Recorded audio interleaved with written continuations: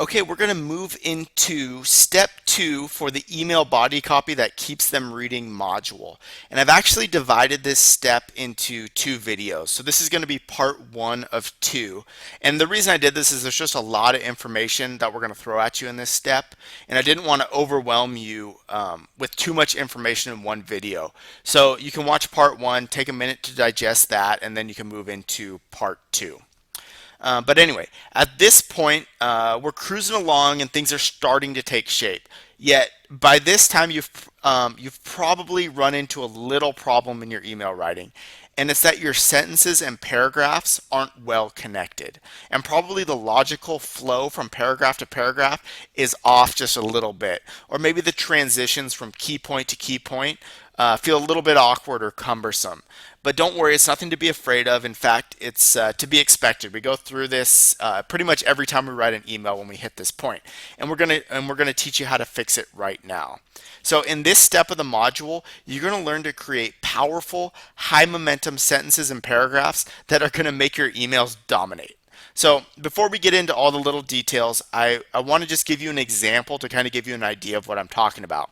So for this example, we're going to say that we're writing about the rimmen fruit for a health newsletter. And if you aren't familiar with the rimmen fruit, I wasn't either, but it's considered a superfood. And so we did our research on it, and we've come up with this list of key points. So basically, in this email, we're going to tease the prospect with our key points that we've come up with within our research, and then we're going to promise to reveal everything to them in a premium. So our bullets look like this.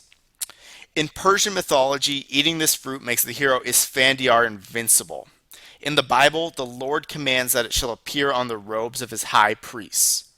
The Prophet Muhammad is said to have urged his followers to eat it to cleanse them of hatred.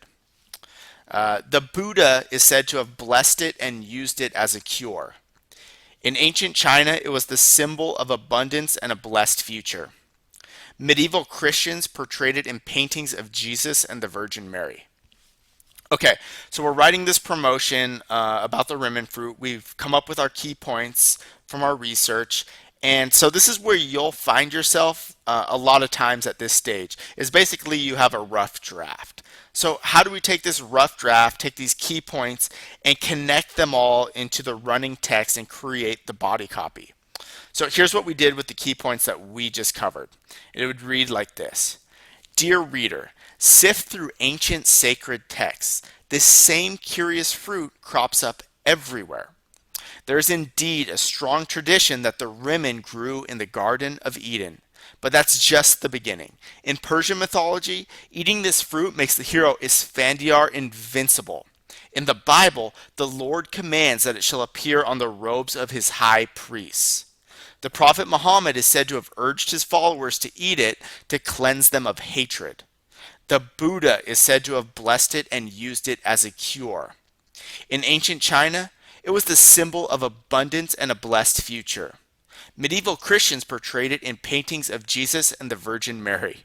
You might say there's a pretty strong consensus, but the best news of all may be the cost factor. When I shopped around for sources of rimmen juice, I found I can drink it every day for less than $1. Click here to find out what it is and how to begin taking it today. So notice the connecting paragraphs that we use at the very beginning and then after all our key points, and how they ensure that all our key points flow together smoothly and effectively. So let's jump back real quick to that example. So what I'm talking about here is at the beginning we say, sift through ancient sacred texts. This same curious fruit crops up everywhere. There's indeed a strong tradition that the rimmen grew in the Garden of Eden. But that's just the beginning. So you can see how those two paragraphs or sentences, they really set up all our key points, and they make sense. They make the key points make sense. We're not just jumping into these random little points. We're setting them up perfectly so that they're going to make sense to our reader. And then at the end, we add, you might say there's a pretty strong consensus. And then we go into the cost factor. But the best news of all may be the cost factor. You can drink it every day for less than $1. But that you might say there's a pretty strong consensus that ties together all our key points. The Persian mythology, the Bible, the Prophet Muhammad, it ties all that together into a clean little package that our reader can digest. And then we'll hit them with the cost factor, and then we'll get down to our call to action. Click here to find out what it is and how to begin taking it today. So as you can see in that example, it has to flow. And you need powerful connecting paragraphs that make your email copy seamless and that keep the chain between each key point and component unbreakable. So let's look at the chief qualities of a powerful connecting paragraphs. So first, step one, they must connect logically. So when your copy moves from key point to key point, it has to make sense to your prospect's rational brain. He can't ever think to himself, wait, what? Or wait a second, or what does that mean? It has to make sense to him. The second he starts questioning what he's reading, you've lost him. He's lost interest, and chances are they're going to throw the email away. They're going to delete it, and even if they don't, to bring them back in and capture that attention again is virtually impossible. And if you've carefully worked out your chain of logic before writing, like we repeatedly emphasize in this system, it's vital to make sure that each sentence seems to proceed sensibly from the previous one. So one sentence has to flow naturally into the next. We don't want to just jump from random key point, random sentence to random sentence. We want to progress naturally down the list. So to get good at this, first, you have to do your homework. You have to research the product, and you have to make a rock solid argument. And with that argument, you must genuinely believe the argument that you're making. If you don't believe in it yourself, that's going to come across in your writing, and your prospect isn't going to believe it either. And you have to tap into your inner salesman by making the argument in the most conversational yet persuasive way possible. I don't know if you guys have ever been in front of a salesman, or a good salesman at least. When they're selling to you, it doesn't feel like they're selling you a product. It feels like you're just in a conversation with them. You're just talking. But in that talk, they throw in these key points. They throw in these sentences that are so persuasive that you get hooked in, and you're being sold without even realizing you're being sold. And that's key. We don't want to write our copy like we're trying to sell our prospects something. We want to write it like we're having a conversation with them. Okay, so next, step 2. Your connecting paragraphs have to feel smooth. And much of the smoothness of your copy is going to depend on your overall word choice, what words you use where, and also the power of your transitions from sentence to sentence and paragraph to paragraph. So if you're taking notes as we're going along, this is going to be a good time to get your pen ready, because I'm going to give you an awesome list of connectors that are proven to work. And if you ever find yourself struggling with your flow or how to connect some thoughts, some sentences, some key points, I'll bet that one of these will remedy that really quickly. So here's the list. The first one, why? Because. The next one, at this moment, and still, look. But today, the fact is, unless something is done. No wonder, but it's much easier said than done. And then, no doubt about it.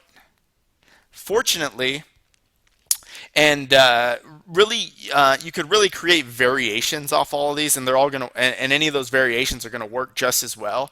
And I'm not saying that these are the only connectors that you can use, but it's a great list, and if you ever find yourself stuck, run through this list and you'll probably find something that's going to work for you. And each of these words and expressions, they're going to give your copy a strong sense of continuity. And that's going to make the ideas flow together quickly and seamlessly. It's going to increase the tempo of your copy and make it move along as fast as humanly possible. Okay, step 3. Your copy must move from paragraph to paragraph, section to section, with ease. And then we kind of touched on that just a second ago, but we'll get into it a little bit more into detail here. So part of the ease that you're going to bring to your copy is going to depend on how conversational you're able to make it. In other words, you have to ask questions where they naturally fit, answer objections in the right places, and transition from sentence to sentence effectively. Again, it has to feel like you're talking, you're having a conversation with your prospect, not like you're pitching them a sales pitch. It's got to flow naturally. So here's an example that's going to kind of that'll give you probably clear up a little bit exactly what I was just saying. So this example is for some companies that had some fiber optic cable laid out across the U.S. So anyway, it reads like this. Now, these two companies have a staggering 59,000 miles of fiber optic cable already installed. Enough fiber optic cable to crisscross the entire U.S. mainland from coast to coast about 20 times. These two blue chips are about to become the giants of the new supernet, and virtually no one on Wall Street even has a clue. It's one of the great ironies of our time. More than 5,000 Wall Street analysts scan the NASDAQ every day in a frenzy to find the next super hot tech stock. Meanwhile, these two old economy brick and mortar blue chips are about to absolutely revolutionize the entire high tech universe. When word gets out, when Wall Street wakes up to the virtual monopoly these two companies have in fiber optic telecommunications, these stocks are going to the moon. And they're just two of 6 companies that will dominate the new supernet. There's so much more I need to tell you about Williams and Enron, and I want you to click here and discover all the exciting details free in my complete Giants of the New Supernet portfolio. So, as you read through that, remember, conversational copy doesn't always have to have lots of slang or sound informal. So in that example, that was a pretty straightforward conversation. I didn't throw in a lot of Wall Street slang, but it wasn't too informal. It wasn't like, hey, bro, blah, blah, blah. It was just came across as a regular conversation. And that's how it has to come. It has to come across simple and in the clearest way to explain something, person to person. And what I just read, that example, accomplishes just that. So again, here's what I recommend. As you're writing your email body copy, visualize your prospect and how you'd be explaining everything to them in a real life conversation. If you were face to face, what would you say first? How would you open it? And then what would that lead into? And what would that lead into? And so on. And also try to picture how he would respond. What would he say to each of your key points? And then try to make your next key point address that. Think about, when would he object? When would he have a question? And I actually like to read my emails to an actual person, as if I'm talking to them, though, not just reading. And in fact, if you do enough research and study your product, you should actually be able to pitch it to someone. It might come out a little rough, but you should be able to pitch it to them without reading anything. And if you set up a recorder and record this pitch, it's really going to give you a great roadmap to how the flow of your copy should go. And it's going to really make your copy come across to your reader that you're in a conversation with them, talking directly to them.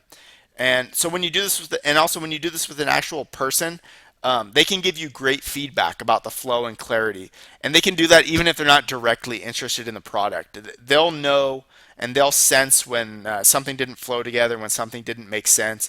And those are really key things for you to know going into writing your copy.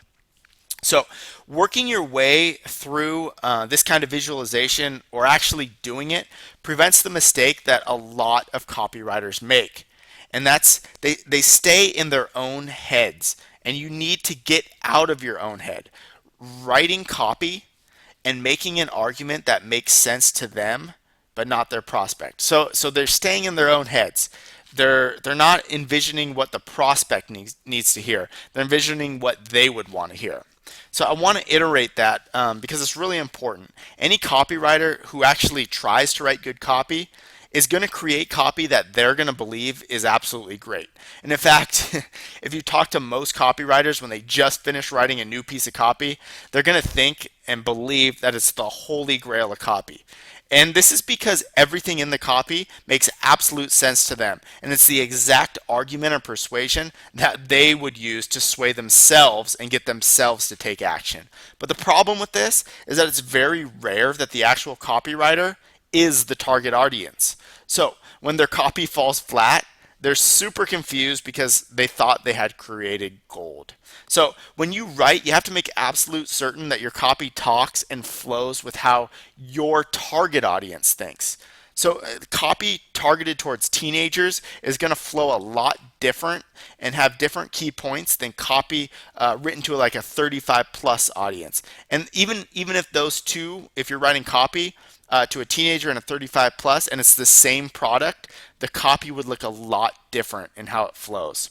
So, and on the other hand, when you have this sense that you're sitting down with a friend and explaining your argument to him, including exactly how he can benefit, you're going to naturally transition more smoothly and easily. You'll find yourself asking questions in the right places, answering objections at the exact appropriate moments, and your copy will feel incredibly natural. So now, step 4 is good body copy gives you a sense of something building. And one of the outcomes of having a strong sales logic in place is that your copy develops this powerful sensation of building to an inevitable conclusion. All these key points feed into one feeds into the next, into the next, into the next, and it builds this momentum. It builds this interest in your prospect, and they really do get this powerful feeling, this powerful sense that all this is going to come to a head at something remarkable. And then when it actually comes to buying your product, it's really a no-brainer because not buying it will feel like the single dumbest thing that your prospect could ever do. So you see, when you've promised desirable, credible benefits to your prospect, he actually wants to believe you. He might be skeptical, but if each sentence and paragraph in your body copy build up to that sensation of amazing benefits, and those amazing benefits are truly right around the corner, he's going to start getting progressively more excited as he reads. And getting this quality into your body copy is mostly a function of everything else I'm sharing with you in this chapter. So just follow the steps I'm outlining here, and your copy will automatically have an exciting building quality to it, like the avalanche analogy we talked about earlier. So this concludes part 1 of step 2. And again, I broke it into 2 parts. So take a moment, digest all this, go through it, listen to this again if you need to. And then when you're ready, move on to part 2 of this step for the module.